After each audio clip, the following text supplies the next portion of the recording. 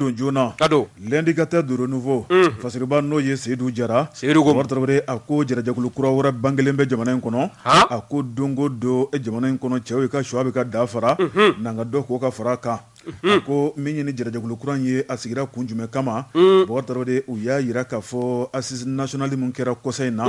n'a jaabiw bɛɛ lajɛlen bɔra ka ben maa minnu tun bɛ lajɛ in kɛnɛ kɔnɔ u y'u ka haminako fɔ Mali a bɛ dabolo mun na an bɛ don min na ko bi wartabare Mali ka goni jugu u bɛ ɲini ka se yan na mun ni kan ka kɛ finitigilaka minnu bɛ bi sera ka dulu ma u ka Mali furan ka jɛ wartabare bɛnkɛra min ka sɔnkɛra min kan o de ye min ye kalo wɔɔrɔ ka taa bila fo san 5 la o ka ta ka di finitigilakaw ma u ka baara boloda jamanadenw tɔgɔ la fasiriba ko a ko n'i y'o lajɛ min ye finitigilakaw ye k'u kankɔrɔta o kuma ko min yɛrɛ ka d'u ye nin ko in na o de ye san 2026 ye o kuma jamana bɛ kalafili kura labɛn ni ka sɔrɔ ka maa ta bɛɛ jɛfɛngɛ kɔnɔ k'o sigi jamana kunna fasiriba ko o kunnafoni de bɔlen da kɔnɔ bakari politiki tɔn caman de bɛ minnu ko kalasi k'u tɛ bi u sɛbɛkɔrɔ tɛ bakari de ko munna nin kuma in bɛ bɔ da kɔnɔ o kuma ko Mali ko don wa transition ko jɔnni y'o ye k'o kuntala jɛnya fo san 5 bakari o kuma kulu ɲigina kuma na olu fununa kuma la o kuma kulu bɛna jarajakulu dɔ sigi ni k'u kɔnkɔrɔ do bakari ni k'u disi da min kɔni transition disi la fasiriba ko jarajakulu yɛrɛ bakari ni Ala ni kira sɔrɔ ma k'a bɛ sɔn ka bange sini o kuma tɔgɔ min dalen bɛ a la Union de toutes les forces démocrates opposées au 3e coup d'état a bara ta o jɛkulu in n'i y'a ta k'a lajɛ minnu dun b'a la ko l'imperturbable u ka jɛkulu b'a la o jɔn o sera ne k'o tɔgɔ fɛ wa kana kuma don da dɛ o man di ye tɛrɛkali feerela Bɔtɔrɔre fasiriba ko Seydou Jara jarakɛ a ko n'i y'a lajɛ politiki tɔn caman de bɛ yen Ensemble pour le Mali Ibrahim Boubacar Keïta ale tun bɛ fanga la tuma min na ale ka tɔn Bɔtɔrɔre maa minnu tun bɛ k'ale dɛmɛ baara la olu ka ca nin kɔnɔna in na a ko maa wɛrɛ minnu nana ni kana fara jamakulu kan Bɔkari o de ye pare n'a ye o bɛ Cɛbilen Darame kofɔ o fana ma tɛmɛ ka bɔ min ye CDR ye Bɔkari olu fana nana kɛnɛ in kɔnɔna la ani bɔra k'i da don min na n'o ye ACRT faso ka wele sɛbɛn kɛ i bɛ fɛ ka kuma gɛn ka don da kɔnɔ nin dɔ ye sa wa ACRT faso ka wele faso ma maa tɔw wele wa an b'ale de ɲininka o la sa kɛ sɛbɛnnikɛla ko a ko n'i y'a la o bɛ cɛ min mana o de ye Kawujimi ye Kawujimi maa min bɛ baara kɛ n'a yɛrɛ ka nafa n'a ka tɔnɔ ye jamana ko tɛ fasiriba ko a ko n'i y'a la ni jarajakulu in Bɔkari ko maa ma ɲi ka tulonkɛw la koyi a ko n'i y'a la politiki tɔn min b'u la Bɔkari y'a dakusi ka bɔ fo ka dama tɛmɛ maa minnu fana bɛ n'u tɛ politiki la olu fana bɛ a la sabu ko jamana baara bɛɛ lajɛlen hakilina tɛ se ka kɛ kelen ye fasiriba ko a ko ni dɔw bɛ camancɛ fanga mɔnɔbɔli fɛ janya la o kuma dɔw bɛ fɛ a ka surunya a ko jamana yɛrɛ taabolo o ye a ko ka ji da kuma dɔ sɛnɛ kan a ko n'i y'a lajɛ mouvement M5 RP Bɔkari Tarawele a sigira don min kama maaninfin dusu kun tɔrɔlen bɛ jamanakuntigi kɔrɔ o kuma ko ni donna la dɔndɔn ni k'a kolo girinya a ko o bɔra dabolo min na ko ma dogo maa la a ko min ye nin mouvement in fana ye Bɔkari n'o ye Union de toutes les forces démocrates opposées au 3e coup d'état Bɔkari Tarawele ko maa tɛ ko cogo dɔn dɛ o kuma ko n'u m'o kɔlɔsi o kuma ko nin fana bɛ sɔn ka don u ka jarajakulu la dɛ ayiwa fasiriba ko a ko n'i ye kow taabolo lajɛ olu kɔni sigilen bɛ min kan Bɔkari o de ye min kɔni ye ni transition ye san n'a ye san 5 sɔrɔ o kuma ko ye 3e coup d'état de jamana in kɔnɔ transition coup d'état fɔlɔ filanan o kuma ko ni transition kɔni mɔnɔ bɔra fo san 5 o kuma ko ye coup d'état wɛrɛ de ye ko malidenw tɛ min fɛ ne fana bɛ ɲininkali min kɛ Buwa Jabate yan'an ka taa ɲɛ n'i ye ko in bɛɛ cɛlen ta a ma tiɲɛ politikimaaw bolo wa kosɛbɛ bɛɛ nɔ b'a la Bɔkari n'i ko k'a tiɲɛna bɛɛ nɔ bɛ tiɲɛni na fasiriba ko a ko Seydou Jara ko a ko n'i y'a lajɛ min kɔni ye olu ka tɔn ye u ka tɔn u y'a jira k'a fɔ Ibrahim Boubacar Keïta ka fanga dafirila u tukalo dɔ tile 18 san 2020 a ko n'i y'a lajɛ min ye IBK jugulakaw ye olu kɔni ye fanga dafiri Bɔkari Tarawele min kɔni ye coup d'état wɛrɛ ye Bɔkari o kɛra an ka jamana in kɔnɔ mai kalo tile 24 san 2021 a ko n'i y'a lajɛ kalo 18 o ye san 1 ni kalo 6 o de tun bɛ camancɛ fanga baarakɛlaw bolo a ko o kan ka dafa ka bɛn ni février kalo tile 27 ye o kuma olu ka jateminɛ na n'u kɔni kun cɛra ka ban o kuma ko Mali kan ka don gundo sɔnni kɔnɔ min ye malidenw ye ka taa jamanakuntigi kura sugandi o kuma ko n'o ma kɛ ni tile 1 farala kalo tile 27 kan n'o ye février kalo ye Bɔkari Tarawele ko ye coup d'état sabanan de ye Mali kɔnɔna la o kuma ko dabali ni fɛɛrɛ minnu tigɛlen bɛ olu fɛ o kuma ko tɛna dogo malidenw na ko M5 bɔra cogo min na ka bɔlɔn minɛ dɛ k'olu fana ka union fana bɛna bɔ ka bɔlɔn fura minɛ ka dɔ kari ka fara an ka fɛnw kan tugun wa an ka kare ay anti jano bilen ayiwa ali sine a kare furu do be ni selama ni police ma la tama be gele munu ye fe kari ka assemblée ci o kuma ali bi o dimi ba ana kelen do de flani o dimi be ana ma o joli furakali la folo anti fe wara fe bilen tam kur kono ka tasma do ala nga beni ka kilna do l'indicateur du nouveau anyini sora kono Seydou Jara le ka sabani do awo Seydou Jara ba fo boje bate o kote manifinga kube nya yoromina iba furo da yinde ni ne intega do ni sabambe bo sabambe no kama ko kayma de ende mami nga wuliga joyeni o ye Umaro Traoré Umaro Traoré ako ko mi yeseda mauka enywaye mi no bulo dambe kabla janvier kolon tile kono ntona san 2022 ko ni ataka laje mi ye onga chamajara fanga nyemoye kangarma daka kuntala ka boseda o jamana nyemo yoro kanyeshi uma mi ye Ghana president no ale koni ye ajra jakulu nale de bo nyema labi ka foko mi ye onga jamana chamajara fanga nyemoye ko se ga nyefoli ke CDO jamana kuntigi nunu ye munu no lu be CDO konnana wasa mi ye kalata ya kanga boloda chuko munu na ani jamana yere a chamajara fanga hagilna munu be nyema nunu na bidoni kama o kase ga tabulo do famu ula iba ye ka fo mi ye asimu egweta na ka mawye ka fara fanga blo chamajara fanga blo nyema ka do Dr Shogal ko kala maiga na ka ministru ye nimbela jele ngoni hamina ku ye fami ye o de assise national la fondation ye o mi no gera kumbe bilibili ye o clé dama do konna na centre international de conférence makola ibaye ka fo mi ye la yini chama ye o koni o fara la nywanga o kera gafe ye o gafe o fana de tala colonel Asim Goita fe ka di anga ministre mi no nyashimbe jamana faso mali ani jamana woro chesra ta mali ma o kasika ta o di CDO jamana fo CDO jakulu o nyema ma do ye Ghana president ni ye krofo ilaje mi ye décembre galo tle mga fo clé bisabaye en 2021 ibaye ka fo Asim Goita colonel Asim Goita aka chide no ye Ablay Diop ye o koni ntara kata ni tamake tama seve ibaye ka fo gafe di Ghana jamana kundigima ibaye ka fo akelenga kono ko kala akoni adimina ko sebe bawo aya jira ka fo la yini munu no fleni ni gafe ngonnana no de asi colonel Asim Goita na ka gouvernement so sogal ko maiga o ni Asim vara me nyanga wasa chamanjaro fanga yi afanga abese ka mono bo chukomina no de la yini na fu yere datlo ala chukomina kam ne kalo woro foka ta se sanduru boyongo ma mi ngoni mena ke sabuye bultima o ulugu sigisa ka manunu la jabara la o koni o keme gele ablebele bawo chaman be seda o jamana nunu ngonnana no ye a jamana kundigu ye chaman sira ledu nini ngoni na ye sira di mali moma no ye chaman jara fanga famo ye o mana ni hagle na wala ala o yalma ni ko ndot na on yera sorwa ni ngali bombe kake bawo ni ye fasiri ke ba ga wuliga jo laje no ye Umaro Traoré akoni ajira ka fo ka consider mo ka ni nyoye je ibaye ka fo nyoye vola munu no lu bola ka ke malika ibaye ka fo ma keme ani muga ani kele olu koni ku ka munu saloga seda jamana ko nana o koni danzigila ola wa mi shogal ko kala e maigaye katase anofe ma chama ma ani mau chama be no be gouvernement ko fo katase sente mauma ni bele jele ngoni be ma keme ani muga ani kele ina wa mi nyoye mi na bulu dambe kabla janvier kalo ina kle ko non dona san 2022 o mi no bina take malika ko yali makabe na kunje manawa ni ngali bombe kake wali ma akunje tola faso maliba jamana nyemau ko ya marabawi kata se jamana doma bele jele mena kuna wolo sorawa yali ma sanduru ko kuma mi no fombe sombe na ke o mawa ni ngali bombe kake ni nguye sabai mi na ya salo kabo kayma de ende konna na Umar Traoré ka fasiri Umar Traoré angata o laban boliye Mali émergent fasiriba no ye J Konaté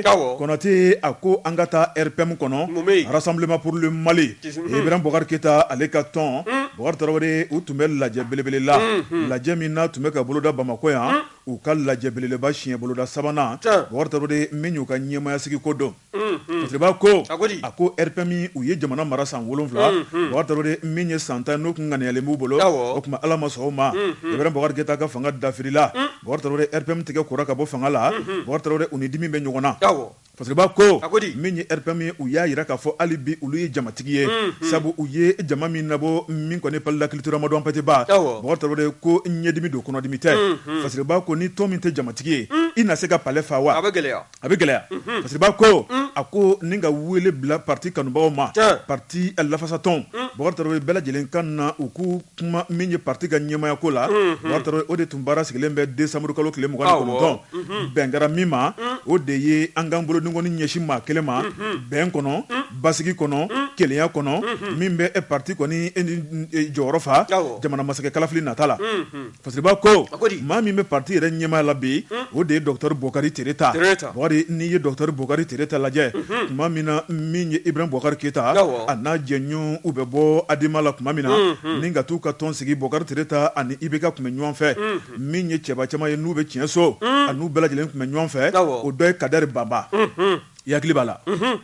Bokari Tarawele fasiriba ko o dɔ fɛnɛ o ye Bakari Tarawele Piene a bɛ tɔɔrɔ bolo bi Bilako tɛ a bɛ tɔɔrɔ bolo bi ale tɔgɔ de ko Bilako tɛ a kunkolo falen don fasiriba ko Bokari Tarawele min ye docteur Bokari Tereta a tora IBK kɛrɛfɛ maɲumako la a tora IBK kɛrɛfɛ kɔngɔ la minɔgɔ la Bokari Tarawele ko Ala ye a bolomasuma bi fasiriba ko sabu ni maa min ye ɲɔ susu Ala ye Ala bɛ ɲɛɲɛ d'i ma fasiriba ko o de kɛra Tereta ta ye o tuma a tora kankelentigiya la Bokari parti guwanna waati dɔ la maa caman bolila ka taa fan wɛrɛ fɛ ko Tereta ma sɔn ka boli abada fasiriba ko a ko min ye RPM ye a bɛ maa min disi la bi o de ye Bokari Tereta ye tɔndon y'u sigi k'u miiri a bara ta maa min filɛ nin ye ko u kan k'a dɔn a ye koyi Bokari ko min kɔni fitiriwale tɛ wale ɲuman dɔnna don Bokari ko bɛɛ lajɛlen ka kan yɔrɔ Bokari Tarawele ko parti ka kungilenna parti ka nafa parti ka taabolo politiki baara o tuma ko n'i ko k'i b'o fɔ a ye Bokari k'i b'i dala maga de dɛ n'o tɛ k'a b'o si dɔn ka tɛmɛ min kɔni ye tɔnden caman kan o tuma tɔn jamakulu bɛɛ lajɛlen y'a jira k'a fɔ min ye docteur Bokari Tereta ye ko a ka k'u ka candidat ye jamana masakɛ kalafili nata parti président don a ka tila ka k'u ka cɛbɔ ye Bokari Tarawele o tuma min ye RPM ye maa bɛ se k'a fɔ sa ni kalafili kɔni bolo dara kuma o kuma la o tuma u ka cɛbɔ dɔnna ka ban n'o ye docteur Bokari Tereta RPM ale président don fasiriba ko min kɔni ye RPM ye sa u y'a jira k'a fɔ o tuma ko plan A o tuma ko plan B ko kuma t'a la koyi plan A min fɔra dɛ o tuma kulu b'o de sira kan dɛ Bokari Tarawele ko plan A ye jumɛn ye a fɔra ko Mali bɛ don gundo soni kɔnɔ malidenw bɛ don gundo soni kɔnɔ ni ka taa jamanakuntigi ta février kalo tile 27 wa kulu b'o kan de kan koyi ko plan B ko k'a bɔ a dɔgɔkɔrɔ kulu t'o kan kan dɛ don min fɔra kulu de b'o kan kan ko kɔ mɔna kan min kan ko jɛgɛ ka tila o kan kan o ye olu ka kuma ye Bokari Tarawele u y'a yɛrɛ k'a fɔ ni kalafili kɔni kan ka boloda février o tuma min ye bulonba député kalafili ye Bokari Tarawele maa minnu kan k'u kana bɔ députéya nɔfɛ k'ulu ka sɛbɛnfura n'o ye candidature ye o kan ka don janvier kalo tile 13 janvier kalo tile 13 o tuma ko maa min kan ka k'ulu ka députéw ye olu labɛnna ka ban o tuma walasa o baara kun kan ka kɛ o tuma liste préétabli ko la wa ko collège électoral Bokari ko kun kan ka sigi décembre kalo tile 29 kuma min b'a la ka bɔ sanfɛ ka ɲɛsin dugumamɔgɔw ma olu tile t'o la wa bɛɛ n'i ka taabolo don ayiwa jamana in Ala ka sababu ɲuman k'an ye koyi Bokari Tarawele fasiriba ko min ye docteur Bokari Tereta ye ale kɛlen parti ka ɲɛmaa ni a ka candidat ye ale kɔni ye kuma min b'a da o de ye nin ye ko plan A olu bɛ taa n'o de ye plan B ko kuma t'a la u bɛ min fɔ jamana marabaaw ye k'u ka bonya b'u kan Bokari ko kuma min fɔra min ye assise nationale kɔnɔna ye k'u y'a bɛɛ lajɛlen kɔn k'u ta kumakanw kɔ bi u t'a kɔ sini min ye san 5 ko kuma ye k'ulu bɛ min kɔ k'o ye san 1 ni kalo 6 ye ne ye nin kɔrɔfɔ fɔ e ɲɛna an ka jɛmukan tɛmɛnenw na min ye ka IBK to fanga na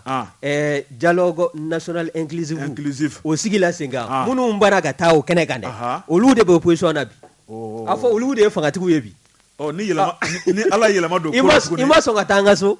n'i yɛrɛ fana ye so sɔrɔ n tɛ taa bɔ ye nin y'o ye o kuma jalakini joko to la kɛ sa dɛ ayiwa Bokari Tarawele kunnafoni filɛ nin ye an ye min bɔ Mali émergent kɔnɔ Ji Konate ale ka sɛbɛnni don Mali émergent ka fara Ji Konate kan an b'u bɛɛ lajɛlen fo Bɔ Jabate ni ne ye n tɛgɛ don ni sɛbɛn bɛ bɔ sɛbɛn min n'o k'a ma ko le pays jamana le pays maa min ka wulikajɔ nin ye o ye Mamadu Jara ye Jarakɛ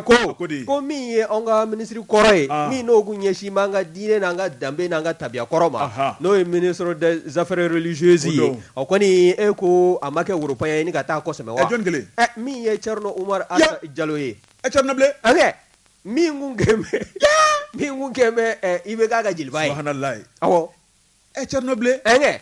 ani kaso kɔnɔ sigi Thierno Umar Asa Jalo a kɔni a welela min y'an ka kiiri tigilamaw fɛ n'o ye pôle économique financier ye ka se ka taa ɲɛfɔli kɛ bawo a jirala k'a fɔ min ye nafolo ko dɔ ye nafolo dɔ tunu n'a bolo ɲɛ ma se ka dɔn nafolo min taayɔrɔ la n'i ye kɔrɔfɔ in lajɛ CFA wari 630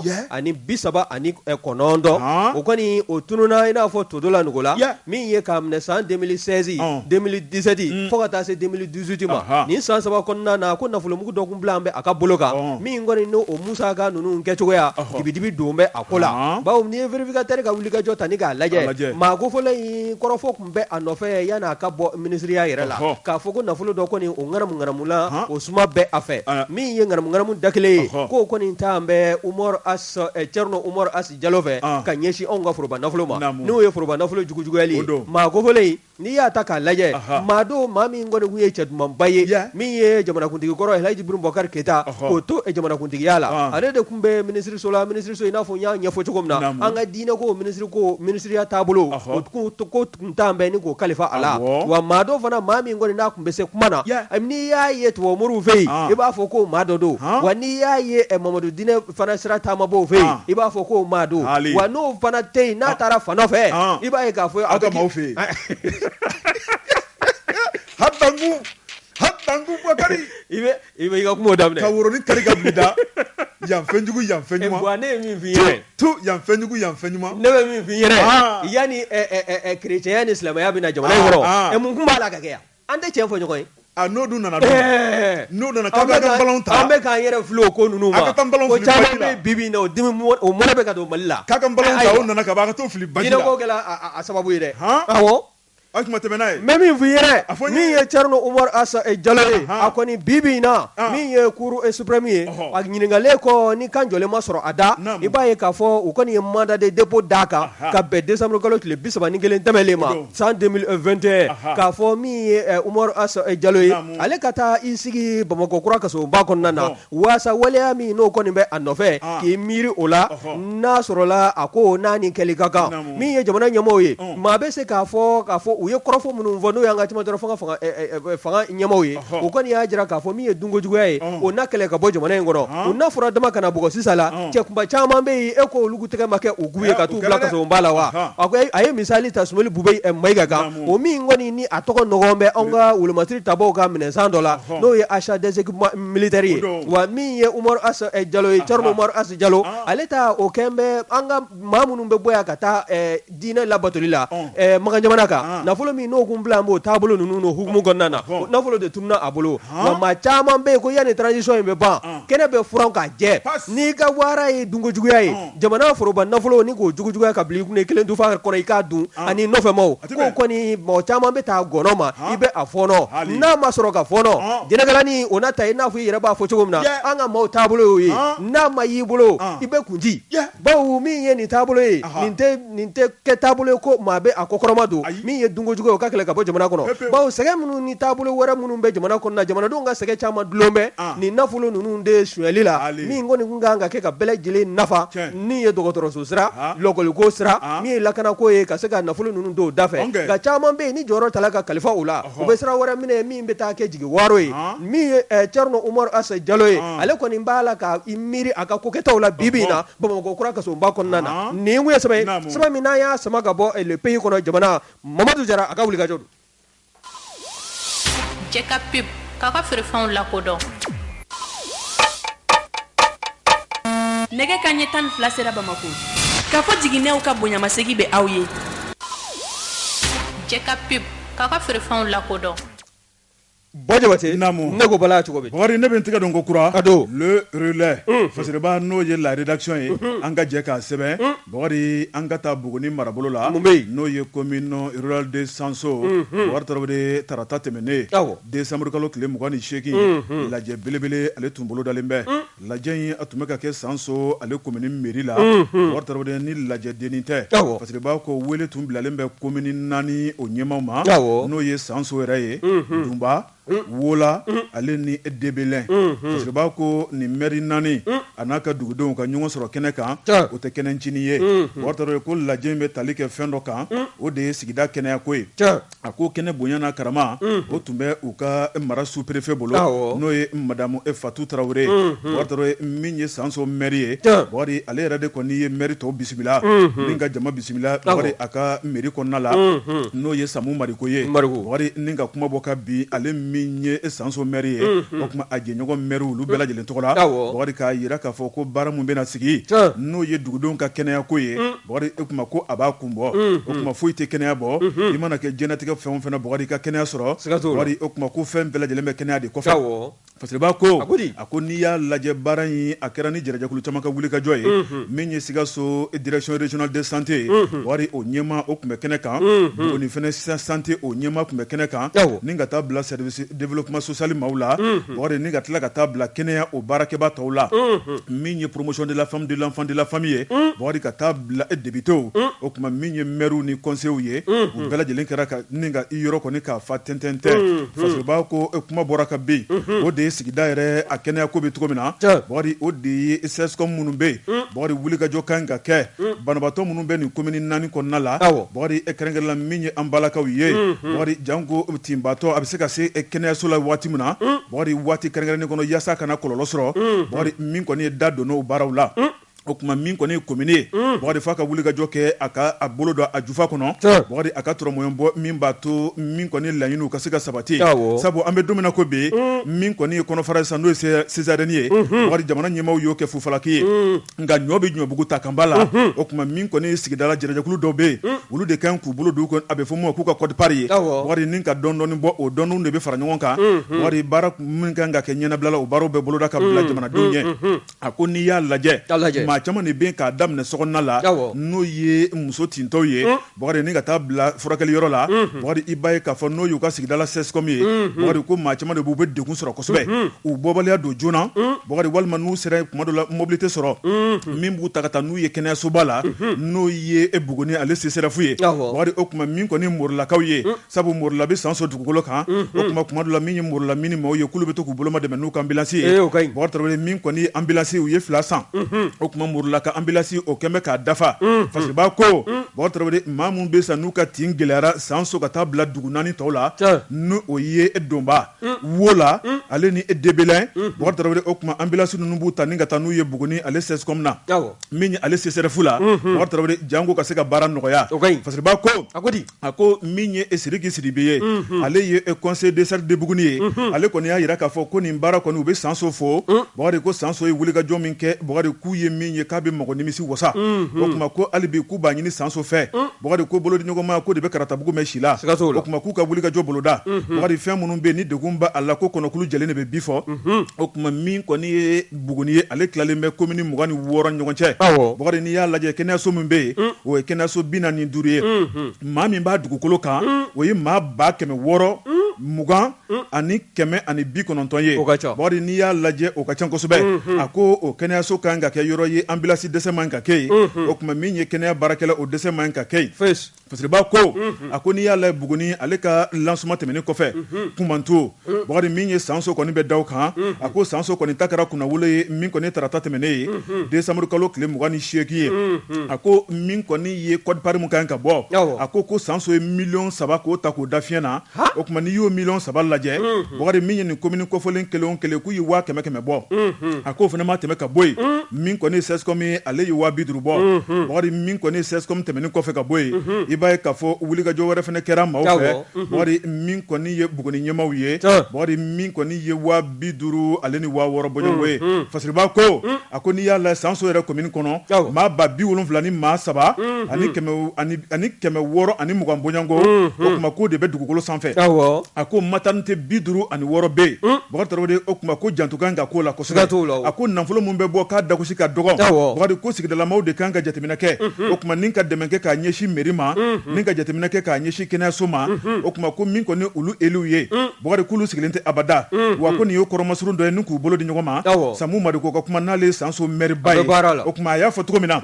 a ko min kɔni waati n'a nataw ye bakari o kuma ko so kura dɔ bɛ ka jɔ min ye sanso kɛnɛyaso la n'o ye SESCOM kɔnɔna ye bakari o kuma ko min kɔni ye opération ye bakari ko de bɛna boloda ye o kuma ko ala tɛna mɛn o kuma min kɔni lajɛ bannen ye u ye munumunu salo boloda ka t'u ɲɛda o so jɔlen kan bakari so baara bɛ sen na n'a banna minɛn minnu kan ka k'a kɔnɔ min kɔni ye directeur régional ye ale ye foli ta ni ka taa bila Buguni ale CSRF o ɲɛma la o kuma u y'a jira k'a fɔ baara kan ka kɛ ni dɛngɛnna min ye bakari ko ni ala ni kira sɔnna ma k'u n'u bolo di ɲɔgɔn ma o baara ka boloda kunnafoni filanin ye an ye min bɔ le relais kɔnɔ la rédaction olu ka sɛbɛnni don la rédaction ka fara relais fasilijɛkulu kan an b'u bɛɛ lajɛlen fo wa jabate ni ye n tɛgɛ don ni sɛbɛn bɛ bɔ sɛbɛn min n'o k'a ma ko l'indépendant o don l'indépendant e ko min ye forces armées maliennes ye u t'a la k'an dusu suma wa n'i y'a ta k'a lajɛ min ye jamana camancɛ bolo ye ka taa se kɔrɔnfɛla ma min kun kalaya bɛ ka tɛmɛ kalaya kan e ko wulikajɔ o sabati tɛ faama mɔgɔw fɛ wa n'i y'a lajɛ min ye Abulayi Jara ye Abulayi Jara ko bibi na hali n'a sɔrɔla laɲiniw bɛɛ lajɛlen kɛ tɛ sɔrɔ fɛn ye min ye minɛ min n'o sela ka sɔrɔ k'o bila bolokɔrɔ la n'o de faamaw ye wulikajɔ minnu kɛ ka se ka kɛlɛkɛminɛ minnu ɲini ka di finitigilakaw ma ani halisa ni ɲininiw bɛ senna halisa dɛmɛ bɛ se ka bɔ fan wɛrɛ fɛ cogo min na ka ɲɛsin anw ka jamana ma i b'a ye k'a fɔ o taabolo ninnu bɛɛ lajɛlen b'a la ka ɲɔgɔn sɔrɔ min ye forces armées maliennes ye u ye wulikajɔ kɛ décembre kalo tɛmɛlen tile 28 ka taa se a 30 ma san 2021 kɔnɔna na bawo n'i y'a lajɛ min ye zone minnu bɛ yen n'o y'a jirala k'a fɔ Bamajilaka kɔni b'a la k'i jatile ja ye ko i sago ni dungɔ kɛ o yɔrɔ sigibaw la o ko bɛ se ka dan sira la cogo min na ani min ye wulikajɔ caman ye o wulikajɔ minnu senfɛ i b'a ye k'a fɔ forces armées maliennes o y'u tɛgɛ da Bamajilaka kuncɛ la min y'u ka maramafɛnw ye k'o caman minɛ k'o dɔ bɛrɛ la n'i ye kɔrɔfɔ in lajɛ Abulayi Jara ko anw bɛ se k'an disi gosi hali n'a sɔrɔla waati tɛmɛlenw na an jigi tun b'a fɛ ka waro ka ko kɔsada in na bɛɛ lajɛlen kɔni ni forces armées maliennes tɔgɔ fɔla mɔgɔw ma kɛrɛfɛ hali n'a sɔrɔla fini man di ye i bɛ nisɔndiya bawo min y'u ka wulikajɔ ye bɛɛ lajɛlen b'a kalama k'a fɔ finitigilakaw u ka kuma man diya n'a ma kɛ kɔsada in ye politigimɔgɔw taalen don u la k'u yɛlɛma k'u kɛ politicien caman ye min ye finitigi anw ka forces armées maliennes u bɛ ko caman kɛ a bɛ dibi la maa wɛrɛw de bɛ se k'a ye k'a ɲɛfɔ o dɔ ye Abulayi Jara ka wulikajɔ sababu ye a y'a jira k'a fɔ min ye kungoda min bɛ yen n'a bɛ wele ko forêt de SOE n'o bɛ Bangasi mara la ka taa se min ye yɔrɔ wɛrɛw ye minnu kɔni n'o ye Bamajilakaw dogo yɔrɔw ye ko tɛgɛdala nin bɛɛ lajɛlen kan wa min ye o forêt min ni o ye kungobolo ye ni ye n da to a la Bangasi kɔnɔna na maa 27 tɛgɛdala olu kan ni ko u dɔ bɛrɛ la min ye u ka ɲɛmaa min bɛ yen n'o bɛ wele ko Abu Dardan n'ale fana ni a kun jirala k'a fɔ min ye Bamajilakaw ye n'o ye Mahamuru Dile walijugu kokɛlaw olu kɔni daga yɔrɔ kun bɛn bɛ o kungoda ma tɛgɛdala u ka ɲɛmaa kan min ye ka taa se forêt de Samori o fana kun ye maa ka daga yɔrɔ ye min n'a bɛ wele ko Ibuna Amadu a jirala k'a fɔ ale fana kun t'an bi daga yɔrɔ bɛɛ yema o min bɛ ni kungoda dɔ fana ka surun n'o kungoda n'a bɛ wele ko forêt de Pegere n'i y'a lajɛ min y'anw ka finitigilakaw ye n'o forces armées maliennes ye o kɛlen kɔ ka wulikajɔ sabati dugumamaw olu bɛ baara la min ye sanfɛ kɛlɛkɛlaw ye olu fana b'a la k'u zɔn nɛgɛden bɛ yaara cogo min na a bɛ yaara ten n'i y'a min i bɛ boli ka taa don fan wɛrɛ fɛ o ye i bɛ kungoda min kɔnɔ n'o ye i yɛrɛ bolo k'i dogo bɛ ye dɛ o kɛrɛdaw bɛɛ lajɛlen n'o y'a seleke naani ye o minɛn tɛ finitigilakaw fɛ min y'o ka wulikajɔ ye o kɛlen kɔ k'u tɛgɛ da ni maa ninnu kan i b'a ye k'a fɔ maa 27 m'a fɔ n k'u minɛna wa olu kɔni tora bɛrɛ la o tilalen kɔ o y'u kun da Bajangara Bangasi fo ka taa se Koro mara kɔnɔna ma o yɔrɔ minnu fana bɛ yen ni o kɔni sanga n'a ka waati n'o bɛ jan da anw ka finitigilakaw ye ni nin Bamajilakaw bɛ taa ba maanifinw ma u sigiyɔrɔw la ka dɔw da k'u kantigɛ walima u bɛ dɔw kɔni babali waasa u bɛ se ka sɔn u ka hakilinaw ma cogo min na ka fara u kan ka dɔ fara u ka jama hakɛ kan i b'a ye k'a fɔ anw ka nin finitigilakaw n'o ye forces armées maliennes ye o ye nin baara bɛɛ lajɛlen de kɔni dansara la min ye maa 38 minɛli ye k'o do bɛrɛ la o fana tɛmɛlen kɔ i b'a ye k'a fɔ pankuru kɔni ale kɔni a nalen maa bɛ se k'a fɔ kɔni walahi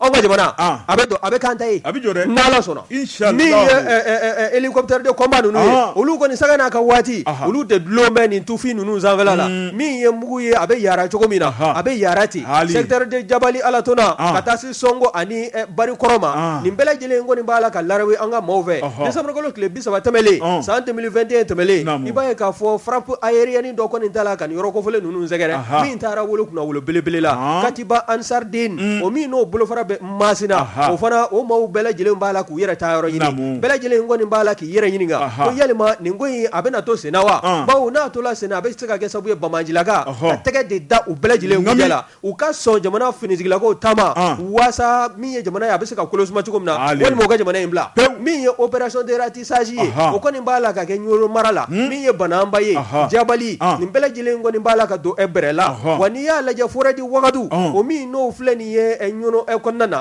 i b'a ye k'a fɔ o fana Banamba ka tɛnku Banamba mara la o fana o bɛɛ lajɛlen b'a la ka larawe maa o maa bɛ yen ne ye maa jugu ye ni dogo bɛ yen tɛgɛ bɛ den kunjɛ la waasa ni kɔni ni ɲɛnama ma sɔrɔ i ni fɛn min ka kan o bɛ da i kan o ma se an k'an da don o la tuguni min ye wulikajɔ caman ye o bɛɛ senna Segu Mopti Sikaso Kucala Nara fo ka taa se Jema ma nin bɛɛ lajɛlen opération ninnu kɔni t'an bɛ ka ɲɛsin nin yɔrɔ kɔfɛlen ninnu na wa ni jamana minnu tɛnkun bɛ ɲɔgɔn na fana n'o ye Burukina ni Niger ye nin nin b'a la ka kɛ anw fɛ cogo min na an ka faama forces armées maliennes fɛ o finitigilakow fana b'a la k'u sɔn u ka yɔrɔ kofɔlen ninnu kɔnɔna na waasa jamana saba in dancɛ a bɛ se ka lasanuya cogo min na a bɛ se ka waleya k'a lajɛya cogo min na nin kɔni gɛn bɛ kunna wolo belebele ye nin kun ye sɛbɛn min n'an y'a sama ka bɔ lɛnɛbana kɔnɔna na Ablaye Jara a ka wuli ka jɔ don Ablaye Jara an b'a fɔ o tuma an bɛ taa nɛgɛ karafetigi fan fɛ an bɛ dɛgɛ min o bɛɛ bɛn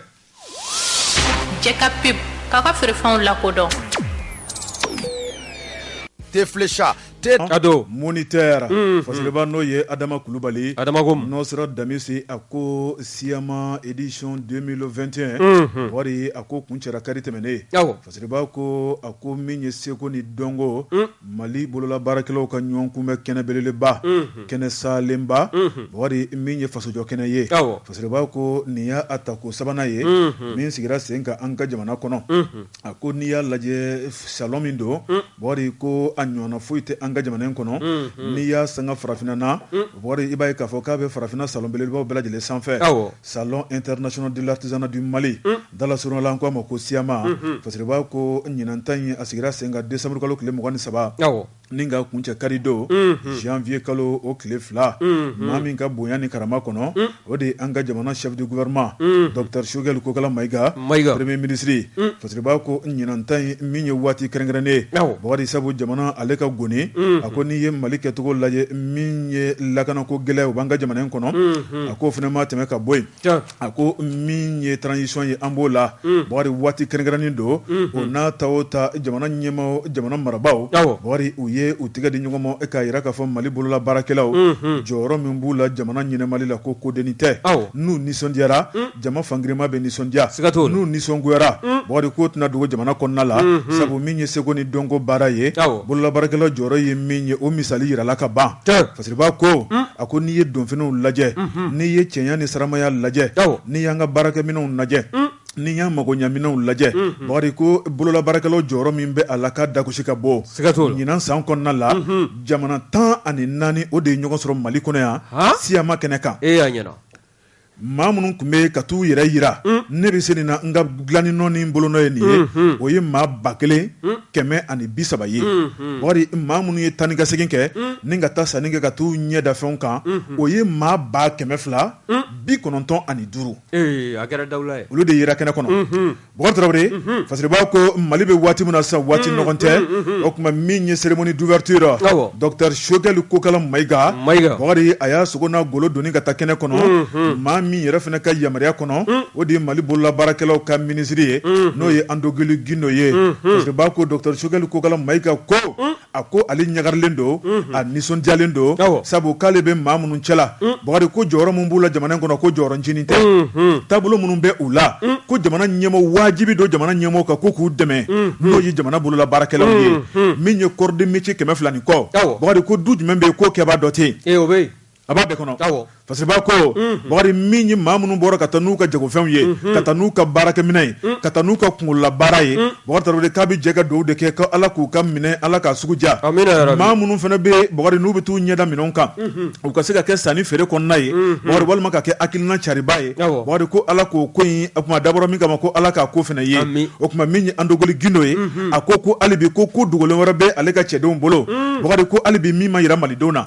min ye dagabana minɛnw ye Bakari maaw bɛ avion ta ka taa fɛn o fɛn san jamana kɔfɛ o tuma ko Mali bolola baarakɛlaw k'u bɛ se ka nin bɛɛ lajɛlen kɛ jamana in kɔnɔ o tuma ko an ka dan yɛrɛ la maanifin n'i dar'i yɛrɛ la foyi tɛ bilen i bɛ dɛsɛ ka min kɛ min ye Assise nationale de la refondation ye Bakari min ye bolola baarakɛlaw ka hakilina caman bɛ yen k'o kuma fɔra o kɛnɛ kɔnɔna la janto ka kɛ bolola baarakɛlaw la kɔfɛla ka kɛ u la min ye Mamadu Menkɔrɔ Tarawele n'ale Mali bolola baarakɛlaw ka soba ɲɛmaa ye ale kɔni y'a jira k'a fɔ ko ale ka bolola baarakɛlaw Bakari Tarawele ka hali bi k'a b'a ɲini jamana ɲɛmɔgɔw fɛ u k'u dɛmɛ jamana ɲɛmɔgɔ hakilina minnu bɛ hali bi ni bɔka bin bɛ a la u ka fɛɛrɛ kɛ sɛbɛnfuraw ka se ka ɲɔgɔn sɔrɔ Bakari min ye minɛnko gɛlɛya mun bɛ ka taa bila kalanbolo n'o ye formation ye o tuma k'a bɛ nin bɛɛ lajɛlen ɲini jamana ɲɛmɔgɔw fɛ u k'a lajɛ cogo bɛɛ lajɛlen na u ka bolola baarakɛlaw dɛmɛ hɛlɛ ni fanga o fanga ye bolola baarakɛlaw dɛmɛ Bakari k'i b'i da ka sunɔgɔ fasiliba ko ɲinan san kɔnɔna la min ye colonel Asimi Goyita k'a bɛ fɔ k'a waleɲuman dɔn Bakari ko salon in n'o ye Siyama ye o tuma k'a ka dɛmɛ belebele sera a yɔrɔ ka taa bila Shogel Kokala Mayiga ale ni Andogeli Gindo n'o ye ministre de l'artisanat ye Bakari bari ko nin bɛɛ lajɛlen y'u bolo di ɲɔgɔn ma yaasa baara in ka se ka kɛ ani dɛmɛbaaw wɛrɛ o tuma min ye chambre de commerce et d'industrie du Mali n'o ye Sesimi ye o président ba n'o ye Youssouf Bachili ye o tuma k'a fana ka dɛmɛ gɛrɛra nin kɛnɛ kɔnɔ a ka kanubaga n'a ka dɛmɛ a n'a ka wuli ka jɔ k'a ɲɛsin a jɛɲɔgɔn bolola baarakɛlaw ma kunnafoni fila nin ye an ye min bɔ moniteur kɔnɔ Adama Kulubali ale ka sɛbɛnni don Adama Kulubali ka fara moniteur fasoro jɛkulu kan an b'u bɛɛ lajɛlen fo hali Bɔ Jabate ko fiyentɔ ka kɔfilɛ ɲɛfilɛ ladala tile don n'o t'a t'a kun bɔ ne n tɛgɛ don ni sɛbɛn bɛ bɔ sɛbɛn min k'a ma ko Mali émergent Mali émergent maa min ka wuli ka jɔ ye nin o ye Mamadu Kamara ye Mamadu Kamara ko min ye anw ka dugujukɔrɔ nafolo ye ko sɔɔni a tɛna nafa wa bawo min ye anw ka ministre ye n'o ye Lamini Seydou Traoré ye ale kɔni wuli ka jɔ ani cɛsiri min n'o bɛ ministre in na e ko sɔɔni a nafa a bɛ ye koyi a nafura dama ni ministreso in kunna ka na bugɔ sisan la min ye ko caman ye n'o ye dibidibinin ko ye e ko a ma yelen jɔ a bɛɛ lajɛlen kan wa sigikɛn bɛ n'a ye n'o ye anw ka pétrole dingɛ fɔlɔ ye dɛ fara gazi kan o kɔni tɛgɛ bɛ da o kan k'o bɔ maliden bɛɛ lajɛlen k'a ye an yɛrɛ ka kɛ gazi ni pétrole feerebaa ye bawo o boloda bɛ yanni transition in kuncɛli waati bawo n'i ye kɔrɔfɔ in lajɛ a y'a jira k'a fɔ jamanaden bɛɛ lajɛlen kulela sa kabi ni anw ka jamana dugujukɔrɔ nafolo n'o ye sanu ye kɛrɛnkɛrɛnnenya la o bɔli daminɛna bawo a jirala k'a fɔ ko sanu t'a la ka yele tugun anw ka jamanaden si ye bawo n'i y'a lajɛ min ye tɛgɛnɔbila sɛbɛn minnu n'olu latɛmɛna anw ni maa minnu bɛna ka na sanu bɔ anw fɛ yan ani anw ka gouvernement ni ɲɔgɔn cɛ i b'a ye k'a fɔ anw ka jamana ɲiyɔrɔ k'a ka dɔgɔ a la kosɛbɛ wa ka se k'o ko in yɛlɛma dɛ i b'a ye k'a fɔ kunbɛn belebele dɔ n'o laɲinina Lamini Seydou Traoré fɛ min n'a bɛ wele ko n'o tun bɛna kɛ a tɔgɔ 9nan ye n'a to a dala nanzarakan na ko 9e édition du forum international des mines o kɔni o bolodala anw ka jamana kɔnɔna na yan o senfɛ i b'a ye k'a fɔ min ye code minier ye o kɔni hakilinaw jagabɔla ka ɲɛsin a ma min ye anw ka jamana a bɛ se ka nafa ɲiyɔrɔba caman sɔrɔ a ko kɔnɔna na cogo min na o taabolo fɛɛrɛ tigɛla a jirala fana k'a fɔ min ye anw ka jamana ye min n'a ma ɲɛ k'a fɔ min ye nin damadingɛ ninnu ye maa minnu bɛna ka n'u ka nafolo don a la cɛ n'o i b'i ka nafolo don jagofɛn na waasa n'i y'a feere i ka se ka tɔnɔ sɔrɔ ko nka ko e bɛ taa jagofɛn in san kɛnɛ min fana kɔnɔna na walima jamana min dugukolo sanfɛla la o jamana dugudenw olu tɛ sen fana kan ka ye a ko la dama n'a ma ɲɛ k'a fɔ a bɛ daminɛ yɔrɔ o yɔrɔ min kɔni n'i y'a ta k'a lajɛ dama a bɛ b'a fɔ adamaden a bɛ bange a bɛ kɔrɔbaya wa a bɛ tila ka kuncɛ n'o ye a ko dabilali ye ko yan'o cɛ a bɛ kɛ jamana fa minnu fɛ n'o ye dugu ye n'o ye sigiyɔrɔw ye o kɔni o dugudenw bɛɛ lajɛlen kan ka se ka bɔ a ko nɔma wa o dugudenw kan ka ye a baara kɛbaa tabaw la minnu kɔni bɛ se ka kɛ sababu ye ka se k'a sigidaw ni ka se k'a yiriwa k'an ka jamana in caman bɛ yen bi ni hakili to ni janto ma kɛ min ye taabolo caman ye dibidibi ni yuruguyurugu o taabolo minnu kɔni n'a fɔra ko yeelen ka jɔ o kan k'a bɛ se ka kɛ sababu ye ni ka ko caman don ni ka o don balan na min ye Lamini Seydou Traoré a kɔni ko min ye wulikajɔ waati ni don natɔw kɔnɔna na an yɛrɛ na pétrole bɔ ani gazi o feere diɲɛ ma wa maa bɛ se ka sika k'a fɔ est-ce que nin de kɛn tɛ anw ka jamana kɔrɔnfɛla gɛlɛya ye parce que nin ko in ma nɔgɔ dɛ pétrole ko kuma bɛ yɔrɔ o yɔrɔ jamana o jamana kan ka bɛ anw fitinin fo sisan a yɔrɔ ka kalan a ka kalan o ye tiɲɛ dɛ awa a hamina don dɛ yanni transition ye n'o camancɛrɛ fanga yanni a bɛ kuncɛ min ye gazi ye ani pétrole o kɔni an n'o feere maa wɛrɛw ma sa o boli bɛna daminɛ kuma ala k'o kɛ min ye Lamini Seydou ye a ko hami min bɛ a la o de ye jamanaden kelenna bɛɛ lajɛlen ka se ka wasa ni nimisi wasa sɔrɔ an sigiyɔrɔw la sanu nafolo min n'o bɛ sanu min n'o bɛ bɔ anw ka dugukolo jukɔrɔ ni maa wɛrɛw n'o ye baw ye n'olu bɛ n'o bɔ anw ka jamana kan o bɛ se ka bɔ cogo min na ka se k'a kɛ nafa ye ka ɲɛsin jamanaden ma a ka wuli ka jɔ ɲɛsin b'o ma nin ko ye sɛbɛn min n'an y'a sama ka bɔ Mali émergent kɔnɔna na Mamadu Kamara a ka sɛbɛn ye nin Bɔkari an bɛ émergent baarakɛlaw bɛɛ lajɛlen fo fasili kɛbaaw maa minnu bɛ kalimu ta Bɔkari sabu n'olu tɛ an tɛna an sigi ka fɛn lakale radio Jɛgɛfɔ ɲɛmaayaso ye min suma k'a kan kun nin y'o kuncɛlen ye Bɔkari dɔwɛrɛ t'an bolo waleɲumandɔn barika da ni ka lamɛnbaaw sɛgɛrɛ sabu ni lamɛnbaaw tɛ anw tɛ Bɔkari n'an y'an sigi k'an kan sana yɛlɛ ni maa m'an lamɛn Bɔkari an ka baara tɛna taa yɔrɔ la maa minnu ka danaya b'an kan maa minnu ka bonya b'an kan maa minnu ko k'an ka baara k'a kɛcogo ka d'u ye maa minnu ko an bɛ jamanadenw kunnafoni an bɛ bɛɛ lajɛlen fo Bɔkari yan'an ko don foli kɛrɛnkɛrɛnnen an b'o ta ni ka Batugu ni Jakite sɛgɛrɛ Kabala Mali ɲɛmaaba min ye transitaire Ali Kuma Kumala Transit CNJ commune 1 o ɲɛma don an b'a fɔ ka waleɲuman dɔn chef escadron Lassine Tamba Keita commandant groupement territorial de gendarmerie de Bamako o ɲɛmaba don Bamako gendarmerie bɛɛ lajɛlen ni Bamako dafɛ commune bɛɛ lajɛlen gendarmerie ɲɛma ba ko ba ɲɛ wari ni waati la a bɛ kalanbolo la Marɔkɔ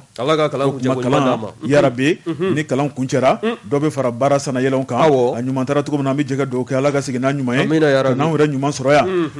min ye dankɔrɔba n'o ye ciseau d'or 3 ciseaux d'or Grand Jawuso Musafu Jawara